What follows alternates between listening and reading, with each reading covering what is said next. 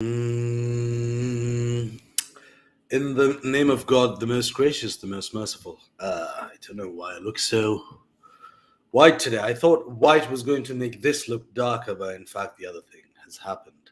Because normally when I wear black, my face starts shining even more. But clearly, with the white, it's the same. Welcome to another session of Finding God. We are on chapter 43. If I haven't reminded you enough, I still have 61 chapters left to go. No, sorry, 71. I have 71 chapters left to go, and a lot of them will be longer and more complicated than the ones that we've covered so far, with the exception of Surah Al Araf, which, if you recall, I did it in 4 parts. And that's fine. That's fine. I'm not doing this for monetary reasons. I'm doing this so I can have a foundational understanding of the Quran, and to all the atheists and non-Muslims that I have the pleasure of speaking with on a regular basis, we can start uh, tapping into a repository of primordial, simple knowledge, which we can refer to and say, well, in that video I said that. Let's talk about that, and then perhaps this could one day become a book. Because after this great book, which I love, I will read the Bible, and after the Bible, I will read the Torah. Um, so I'll start with the New Testament only and then go to the Old Testament, or start with the Old Testament and then add the New Testament after. I don't know yet. Let me finish the first one first. And once I've covered the Abrahamic religions, I will come to the Vedas, the Upanishads, which is all Hinduism, then I'll cover Buddhism and so forth. So as long as my online presence is continuing, I will continue to do so. That's the goal, and eventually, a lot of this will turn into writing. This will become book. This will be produced in book forms, and hopefully, not many books, but some exceptionally good books instead of many adequate, inadequate or ordinary books. Some really well written books would be better than many mediocre books. Um, so yes, I think the first one may just be on the Quran because I'm reading it in so much detail, but the next one would probably be um, a parallel between the Quran and the Torah, then the Quran, the Torah, and the Bible, and maybe it will grow incrementally. And each new book would be a summary of the previous and then adding on top of it. I don't know yet. Or maybe it will just be on the topics of God. We don't know yet. It's still early days. I haven't even completed my first year. In fact, it will be the first year, I think in November or something. So there's still a long time. Today, we are on chapter 43, Surah Al-Fatir, or Surah Fatir, sorry, um, which means the originator. In terms of arrangement, it is chapter number 35, and it's located in the 22nd section of the Quran. Around this time, you're seeing a lot of repetition. I was discussing this with my mother yesterday. You see a lot of repetition happening with the message, because first it was empowering Muhammad, peace be upon him, to go out there and share his message and to have the confidence to share his message. And then we started seeing resistance, and we started seeing the back and forth between Muhammad, peace be upon him, and the people of Mecca. And gradually, slowly, one by one, people started converting to him. All great. Um, Different particular incidents of history were mentioned. Then examples of previous prophets or messengers or great men of the past were shared. This was happening. And then recently, as if you may have also noticed, that in the last couple of weeks, it's been the same message of the oneness and the greatness of God, the fear of the day of resurrection, um, the believers and the disbelievers, peppered with some examples of either the past or the future or a parable or something along those lines. This chapter is called Surah Fatir, which means the originator of creation, but it's also called Al Malaika, which means the angels. And I'm just going to read it. It's only 45 verses, so we'll read it in one go. Very few footnotes, so just a clear reading. And if I find something interesting, I'll stop. Bismillah ar-Rahman ar-Rahim. In the name of God, the most gracious, the most merciful, all praise and thanks are God's, the only originator of the heavens and the earth, who made the angels messengers with wings, 2 or 3 or 4. So now we know angels have wings. Yes, he increases in creation what he wills. Verily, God is able to do all things. As if we haven't seen this message before. Again, repetition, the same message, but the new information here is the angels and the wings and the 2 and the 3 and the 4. That's interesting. Who made the angels messengers with wings, 2 or 3 or 4? That's interesting. One can take a deep dive of why angels have 2 wings as opposed to 3 or 4. And the only reason I would encourage this deep dive is because it's mentioned here. Why is it being mentioned here? But anyway, we can think about it after the Quran, after I've read the Quran. Whatever of mercy, which means of good, God may grant to mankind, none can withhold it. And whatever he may withhold, none can grant it thereafter. And he is the Almighty, the All-Wise. O mankind, remember the grace of God upon you. Is there any creator other than God who provides for you from the sky, rain, and the earth? La ilaha illahu, which means none has the right to be worshipped but he. How then are you turning away from him? This invocation about providing rain from the sky was mentioned, I think, last week and the week before. That's why, particularly in Middle Eastern, South Asian, maybe I would say Southeast Asian cultures, maybe North South American also, rain is a blessing. Rain is a huge blessing, particularly for the warm climates, as opposed to England, for example. And if they deny you, Muhammad, so were messengers denied before you, and to God return all matters for decision. O mankind, verily the promise of God is true. So let not this present life deceive you, and let not the chief deceiver deceive you about God. Who is the chief deceiver? Satan is the chief deceiver. It's incredible how much power he has, or she, or it. Satan has a lot of power and a lot of leeway that was requested. It's not almost, it is an epic. It's saga-like, isn't it? Imagine the great almighty Lord of all creation and one of the created, which is Satan, being defiant and saying, no, I'm not going to worship man, I'm greater than man. And God said, okay, you will be banished then. And he said, okay, if I'm being banished, give me freedom till the last day, till you wrap all this up and I will do this. And God said, yep, go do it. And the ones who are true believers will not be swayed by your manipulation, but the others would. It's so epic, it's so saga-like that he's the chief deceiver. There's no greater deceiver than Satan. That's here. Surely Satan is an enemy to you. So take threat. So take him as an enemy. He only invites his, which means his followers, that they may become the dwellers of the blazing fire. That's true. And if you don't believe that, you can see the embodiment of Satan in human beings. I wouldn't say they're completely satanic, but if you look at Charles Manson, the person who murdered Sharon Tate and her 5-6 friends, who developed a cult-like following, his followers would follow him into the jaws of death. And they know that their life isn't going to be a good life. And they know that even after their death, if they believe in anything, it wouldn't be a valiant or it wouldn't be a purposeful death, but they'd follow him. So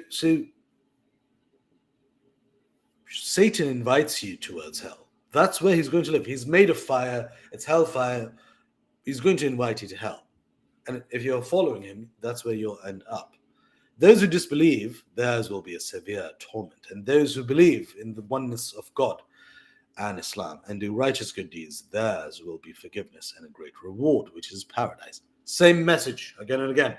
Is he then to whom the evil of his deeds is made fair seeming, so that he considers it as good, equal to one who is rightly guided? Verily, God sends astray whom he wills and guides whom he wills. So destroy not yourself, O Muhammad, and sorrow for them. Truly, God is the all-knower of what they do. Now, I think last week or the week before last, we discussed responsibility, that humans can conduct these acts. Here is a contradictory statement to that. God wills and God doesn't. But we've discussed that. We have crossed that hill. And now we understand that it's not one or the other.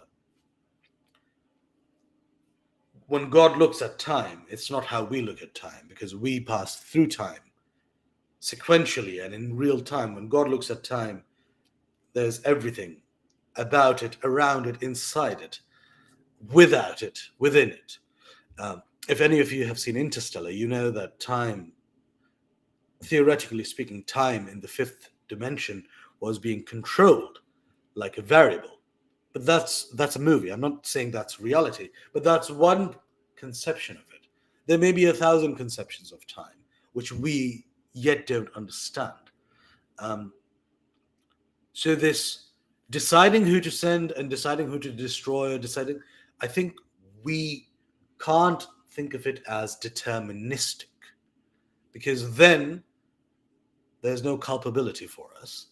So we can't say, hey, God, you designed me to be sinful, therefore I'm sinful, so I should go to heaven because you designed me to be this way. No, I think that is a flawed and incompetent understanding of time. Because in the last chapter, it was said that it's personal responsibility, whether you do good or bad. And it has been mentioned again and again. So you can't say that, oh, I'm not responsible for my actions. I was designed to be this way. No, it's not deterministic that way. Free will is very much a real thing. But this section is mentioned again and again, and I invoke the time argument and the other arguments that I've mentioned before. And it is God who sends the winds so that they raise up the clouds, and we drive them to a dead land, and revive therewith the earth after its death. As such will be the resurrection. Same thing mentioned last week. It's amazing. But wind and clouds and rain and dead land and reviving dead land with water. And that is how you will be on the day of resurrection. Whosoever desires honor, power, and glory, then to God belong all honor, power, and glory. And one can get honor, power, and glory only by obeying and worshipping God alone.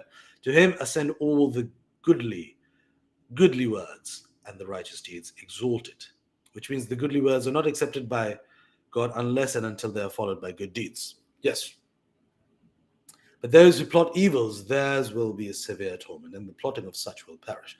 And God did create you, Adam, from dust, then from nutfah, which means the mixture of male and female sexual discharge, which is Adam's offspring. Then he made you pairs in male and female. Oof. Male and female. That's a whole other discussion in today's political climate, isn't it? And no female conceives or gives birth, but with his knowledge.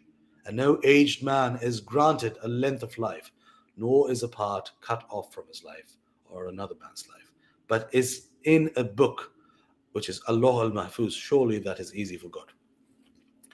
So certain things are written. We discussed that before. Death is written, and life, and whether you do well in life, and one more thing, these things are written. This is the Islamic belief. So I think this is touching upon that, but it's using Adam as an example. And the two seas, again, kinds of water are not alike. This is palatable, sweet and pleasant to drink, and that is salt and bitter. And from them both you eat fresh, tender meat, which is fish, and derive the ornaments that you wear, pearls and other ornaments from the marine. And you see the ships cleaving the sea water as they sail through it, that you may seek of his bounty and that you may give thanks. Oh, so beautifully written, this chapter. He merges the night into the day, which means the decrease in the hours of the night is added to the hours of the day.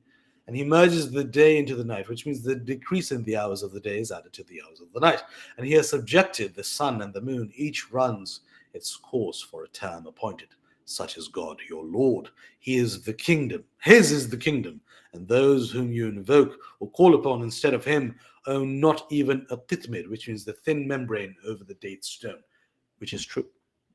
It's so beautiful. The night and the day and the seas and the sun and the moon. It's so beautiful. The scale. Imagine if you were the one who created all of it. If you were God. Imagine it. I sometimes, I can't, I can comprehend it, the logic of it, the concept of it. I can't imagine the scale. Because for me, it's like an ant imagining how a building is constructed, but much larger than that, or even an ant comprehending how the earth is constructed. Because I look and I see just the sun and the moon baffle me. Think about it.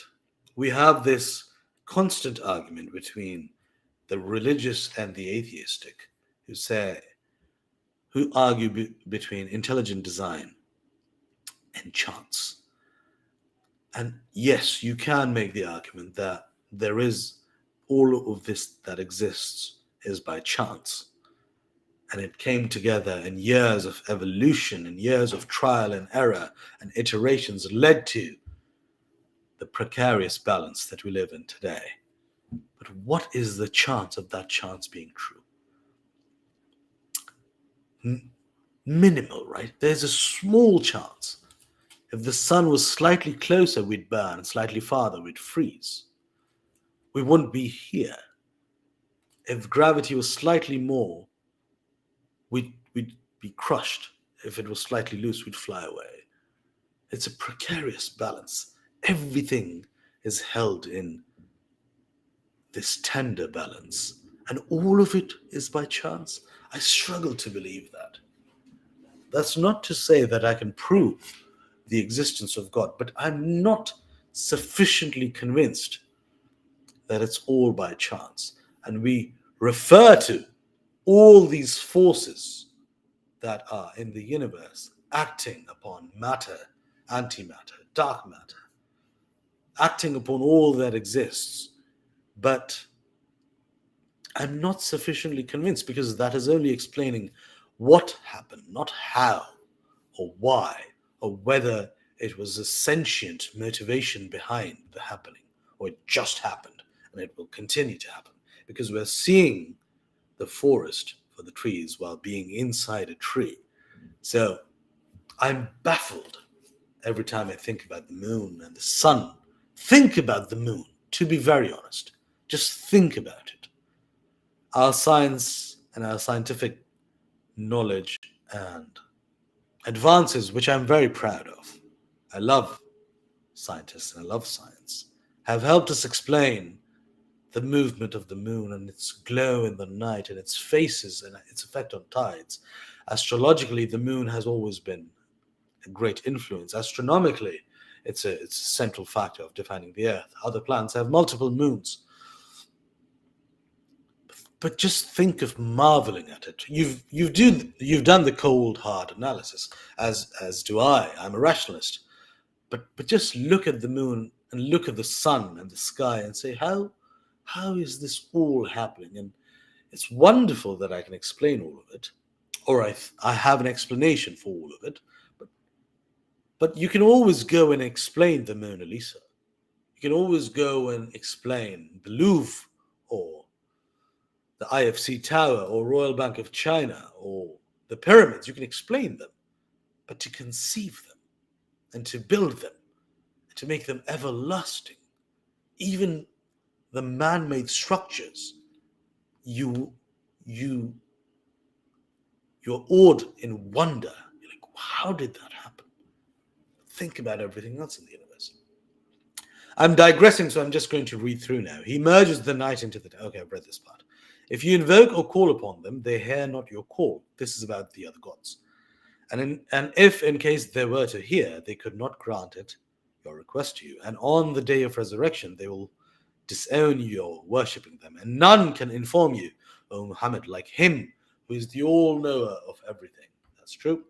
O mankind, it is you who stand in need of God, but God is rich free of all needs, worthy of all praise. If he willed, he could destroy you and bring about a new creation, and that is not hard for God. That's true. That is true. And I wonder why God doesn't, because every time people make the argument, oh, if God wanted to help all of us, he would snap his fingers. And I always come back with, yes, but if God wanted to destroy all of us and recreate, he could do that with a snap of a finger or just by saying it. Why doesn't he? So the universal experiment, and I'm sorry I'm digressing, this would be the last one. The universal experiment, or the experiment of spatio-temporal living that we are all involved in, I think it has more to do with us than with God. I think that's one of the primary messages that is being communicated here. This is for us. The earth, the universe is for us. We are supposed to make the best of it, the most of it, and for that, we have guidances. God, I don't know how God benefits by creating us. I think all of this is for us, and I think benefit, reward, punishment is a temporal thought. I don't know how one can think of benefit and punishment if there was no time, if there were no sequence, even as a connection. Because to ascribe pleasure or pain to God is to anthropomorphize God, and that's not true. God is beyond anthropomorphism. God is not human, so we can't say, oh, God feels pleasure when we do this. No, that's not how it is. So it's more about us. And no bearers of burden shall bear another's burden, and if one heavily laden calls another to bear his load, nothing of it will be lifted, even though he be near of kin. You, O Muhammad, can warn only those who fear their Lord unseen and perform as-salat, iqamat as-salat, which is prayer. And he who purifies himself from all kinds of sins, then he purifies only for the benefit of his own self. And to God is the final return of all. Not alike are the blind disbelievers in Islamic monotheism and the seeing believers in Islamic monotheism. There's a clear distinction between those who believe and those who disbelieve. Nor are alike the shade and the sun's heat. Wow. Nice. Great distinction. Nor are alike the living, which is the believers, and the dead, the disbelievers. Verily, God makes whom he wills to hear, but you cannot make hear those who are in graves. That's true. Once you're gone, you're gone. And every day, apart from Tuesdays, I run, as I've told everyone, I run in the graveyard, which is in front of my house. And before anybody takes umbrage to the fact, I'm not running on the graves. There are roads that pass through the graveyard, and as opposed to graveyards in South Asia, graveyards here in Canada and in England are beautiful places. They are green and they're full of trees and they're very clean and they're very nice. And in South Asia, they aren't. They're very beautiful here, the graveyards. So I run in them, and there's no rush, and there's no cars, and there's no people, and I just run and I enjoy myself, and it's very nice and quiet and peaceful. But every time I'm running, I look at the graves and I read the names of people, and I think, my Lord, there was a time, maybe 100 years ago, that this gentleman or this lady right here may have run here just like I have. My Lord, look at the passing of time. Nothing can change for him or her now. He's gone. That is the case here. You cannot make here those who are in graves. You, O Muhammad, are only a warner. Your duty is to convey God's message to mankind, but the guidance is God's. He's only a messenger, only a warner. Verily, we have sent you with the truth, a bearer of glad tidings and a warner, and there never was a nation but a warner had passed among them. Every nation has had its warners. We can go as early as Noah and Abraham and Moses and Jesus and Joseph and Jacob, and there's a huge list, and Buddha, and Nanak, and sorry, my Quran is folded. So you have all these examples. And if they deny you, those before them also denied. Yes, they did. The messengers came to them with clear signs and with the scriptures and the book giving light. Then I took hold of those who disbelieved, and how terrible was my denial, my punishment. See you not that God sends down water, rain from the sky, and we produce therewith fruits of various colors, and among the mountains are streaks, white and red, of varying colors, and others very black. Yes, God is a painter, and likewise men and ad-dawab, which means moving living creatures, beasts, and cattle are of various colors. It is only those who have knowledge among his slaves that fear God. Verily, God is almighty, oft forgiving. Verily, those who recite the book of God, which is this Quran, and perform as-salat, which is prayer, and spend in charity out of what we have provided for them secretly, openly, they hope for a sure trade gain that will never perish. Add to these three, so you recite the book of the Quran, the book of God, and you believe in God, and you pray, and you give charity, and you fast in the month of Ramadan, and you perform the pilgrimage. 5 pillars of Islam. If anybody asks you the 5 pillars, these are they. Belief in the oneness of God, prayer, charity, fasting, and pilgrimage. That he may pay them their wages in full and give them even more out of his grace. Verily, he is oft forgiving, most ready to appreciate good deeds and to recompense. It's the same message. It's the exact same message that we saw in the last one and the one before last. Is the same thing. So at this time, Muhammad, peace be upon him's time, he was gaining momentum. He was gaining momentum, and with momentum, there's always resistance. So he's gaining resistance. So the message is clear. This is the refined message of God. And it's coming again and again in slight variations, the same message. So when they resist you and when they oppose you, your argument is clear. You don't give 20 points, you give 3. God is forgiving, God is the all-knower, and God will punish those who disbelieve, and variations of those. But that's the message. And what we have revealed to you, O Muhammad, of the book, the Quran, it is the very truth that you, O Muhammad, and your followers must act on its instructions, confirming that which was revealed before it. Verily, God is indeed all aware and all seer of his slaves. See? Same message. Then we gave the book, the Quran, as inheritance to such of our slaves whom we chose, the followers of Muhammad, which are the Muslims. Then of them are some who wrong their own selves, and of them are some who follow a middle course, and of them are some who are, by God's leave, foremost in good deeds. That inheritance of the Quran, that is indeed a great grace. It's interesting. Muhammad, peace be upon him, was alive when this chapter was revealed. But God is talking about the followers of Muhammad afterwards. Some who follow, some who don't, and some who are in the middle. It's very interesting. If the claims are true of the people who say that Muhammad, peace be upon him, was schizophrenic, epileptic, and so forth, if they're true, how is he able to sufficiently predict the future so well? If he's a schizophrenic, epileptic poet who's also a fortune teller, also knows everything about the past of the great men and women of the past,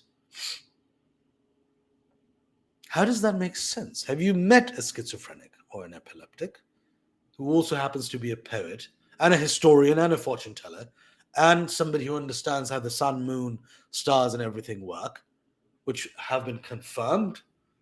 It's very interesting, isn't it? When you criticize, that's fine. You're saying, oh, he's schizophrenic. Okay. Epileptic. Okay. He made it all up. Okay. He's a great poet. Okay. But what are the chances of all of that being true and the evidence being on the side of the schizophrenic, epileptic poet, historian, scientist, fortune teller? How does it even make sense? Adam, or Eden, paradise, everlasting gardens, will they enter therein? Will they be adorned with bracelets of gold and pearls, and their garments therein will be of silk? And they will say, all praise and thanks are God's, who has removed from us all grief. Verily, our Lord is indeed oft forgiving, most ready to appreciate good deeds and to recompense, who, out of his grace, has lodged us in a home that will last forever, where toil will touch us not, nor weariness will touch us. But those who disbelieve in the oneness of God, which is Islam, for them will be the fire of hell, neither will it have a complete killing effect on them, so that they die, nor shall its torment be lightened for them. Thus do we requite every disbeliever. Now, that's interesting, isn't it? A fire that burns you but doesn't kill you. Imagine that. Now, that's painful. A fire that burns but doesn't kill. It's scary torment. Therein they will cry, our Lord, bring us out. We shall do righteous, good deeds, not the evil deeds that we used to do. God will reply, did we not give you lives long enough so that whosoever would receive admonition could receive it? And the warner came to you, so taste you the evil of your deeds. For the Zalimun, polytheists and wrongdoers, there is no helper. This makes me emotional, and this scares the living hell out of me. Standing in hellfire, calling out God's name and saying, please, please bring me out. Please bring us out. We will do the right deeds. But it's too late. If you have a parent, or if you're fortunate to have both parents, thankfully, like I am, and my brothers are,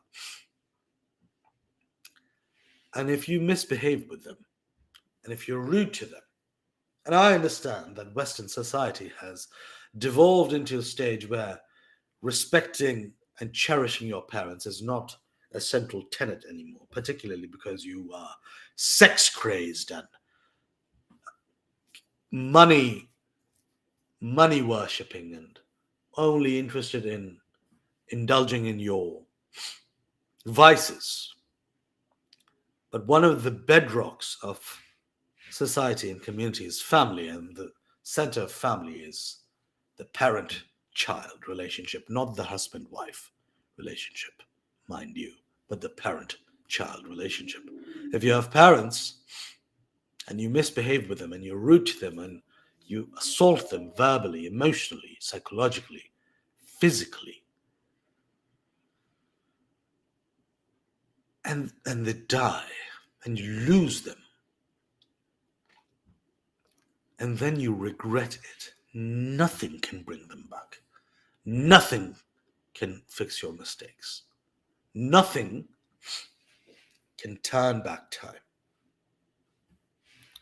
That is the same feeling as you feel standing in hellfire, saying to God, oh God, bring us out so we may do righteous deeds. It's too late. It's too late. You exist beyond time now. There's no before or after. All that is done. You are here now. And this is where you will be, in a fire that burns but does not kill. We gave you millions of chances to fix it, but you didn't. Why now? Why now? That's the message here. Verily, God is the all-knower of the unseen of the heavens and the earth. Verily, He is the all-knower of that is in the breast. That's true. We've mentioned this before. God knows what's in the breast, which is the heart, but also the soul. Everything is here. He it is who has made you successors, generations after generations in the earth. So whosoever disbelieves in Islam, on him will be his disbelief, and the disbelief of the disbelievers adds nothing but hatred of their Lord, and the disbelief of the disbelievers adds nothing but loss. Loss! If you disbelieve in the teachings of God, you lose out. Not only on spiritual matters, but on psychosocial matters, on personal matters. See, I have a lot of close friends who are atheists because I'm a rationalist. Obviously, I do. The absence of faith troubles me.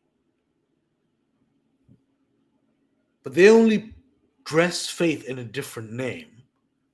They use the term inclination. They use the term tendency. We don't know if dark matter exists. We don't know if electroweak, electrostrong, quark string theory. We haven't physically seen and touched it. It could be something else. But the evidence points in that direction.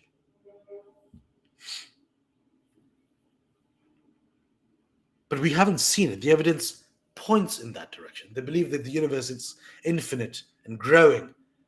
But we haven't seen the whole universe. We've seen the movement of certain galaxies in certain places. We don't know the ends of the universe, but the evidence points to it. What is that if not faith? Faith has been painted as blind belief, but that's blind faith.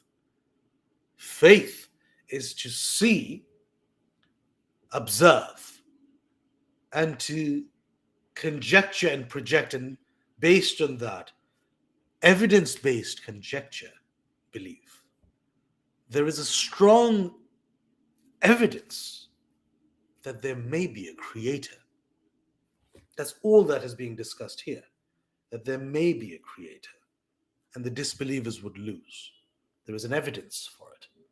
I can't prove it, just like you can't disprove it. But there is an indication towards it.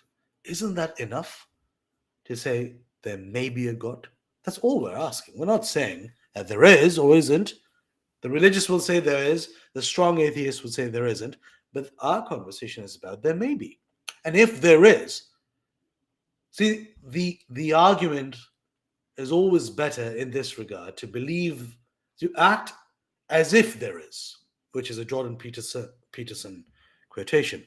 Act as if God exists. Because if God doesn't, you're not losing anything. But if God does, you're gaining a lot. The converse is very problematic.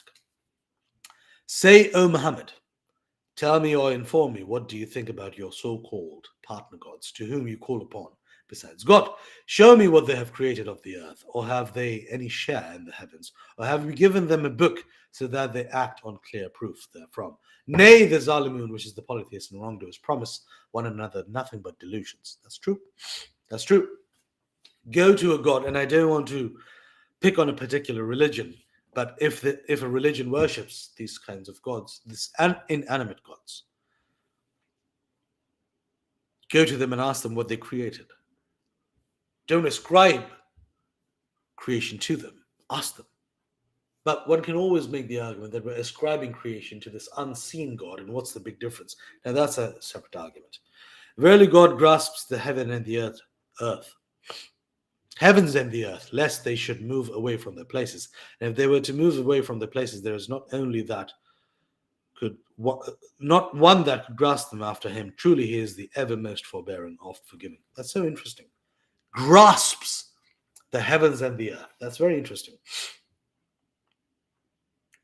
A physicist might argue that God is gravity, or gravity is God. And I wouldn't completely decry it, because a physicist might also argue that God is time, and time is God. And that is not also completely false. Could be a multitude. God could be gravity and time and electromagnetism and space and so many other things. All forces acting on all creation, or all things that exist. Maybe the forces could be God, and as humans we may have ascribed an anthropomorphic capacity to those forces, like love and kindness. They could be simply forces that are governing the universe, but that doesn't make God any less, does it? Because the forces are acting and we are perceiving God through our lens of humanity. This could be one approach. I'm just trying to understand how the critic would understand it.